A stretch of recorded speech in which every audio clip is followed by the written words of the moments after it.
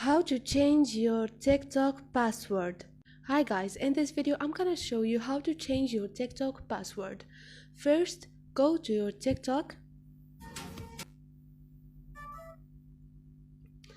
tap on profile, and you see those three buttons up there. Tap.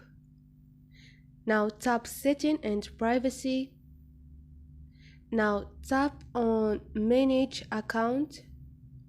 Now tap on password. If you create your TikTok with your phone number, tap your phone number and tap send code and they will send you a code. Then tap the code and you can change your password. If you did create your TikTok with email, tap use email and they will send you code on your email and you can change your password.